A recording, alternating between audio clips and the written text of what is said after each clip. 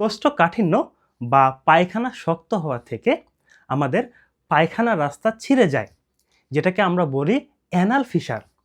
এই সমস্যাটা খুবই গুরুতর, কারণ এই অ্যানাল ফিসার হইলে বা পায়খানা রাস্তা ছিঁড়ে গেলে আমাদের প্রচণ্ড ব্যথা হয়। পেশেন্ট এই ব্যথার ভয়ে পায়খানা করতে চায় না, ফলে তার পায়খানা আরও শক্ত হয়ে যায়।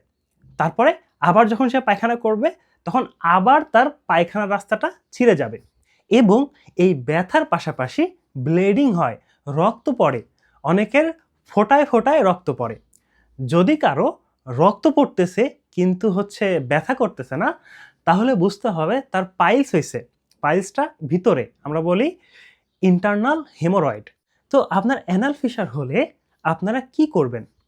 আপনার প্রথম কাজ হবে পায়খানাটা যেন কখনোই শক্ত না হয়। এজন্য আপনারা বেশি করে পানি খাবেন।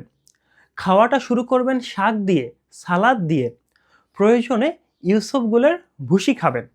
এটা করার মাধ্যমে আপনার পায়খানাটাকে নরম রাখবেন।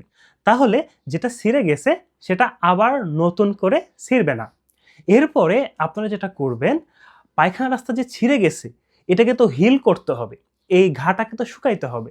এই ঘাটা শুকানোর জন্য আপনারা একটা বল নেবেন, মানে গামলা, সেখানে হালকা কুসুম গরম পানি নেবেন, সাথে কয়েক ফোঁটা অ্যান্টিসেপটিক দিবেন, দিয়ে বসে পড়বেন।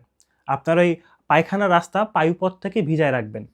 তো এই হালকা কুসুম গরম পানিতে আপনার পায়খানা রাস্তার ওই জায়গাটাতে ব্লাড সার্কুলেশন বেড়ে যাবে, তাহলে সহজে ওইটা হিল হবে। এবং এই হালকা কুসুম গরম পানি এবং অ্যান্টিসেপটিক, পায়খানা রাস্তায় তো ব্যাকটেরিয়া থাকে, কারণ পায়খানার 20% হলো ব্যাকটেরিয়া। তো সেই ব্যাকটেরিয়াগুলোকেও কিন্তু এরা ধ্বংস করতে পারবে। তো এভাবে আপনারা দিনে 2 বার বা 3 বার 20 মিনিট থেকে 15 মিনিট বসে থাকবেন।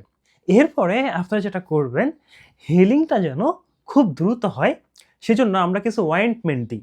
সেই অয়েন্টমেন্টগুলো লাগাবেন, তাহলে হিলিংটা খুব দ্রুত হবে।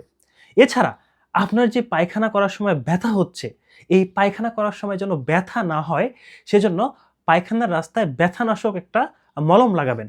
এটা হচ্ছে জেসোকেইন জেল। যে কোনো ফার্মেসিতে গেলেই আপনাকে দিয়ে দিবে।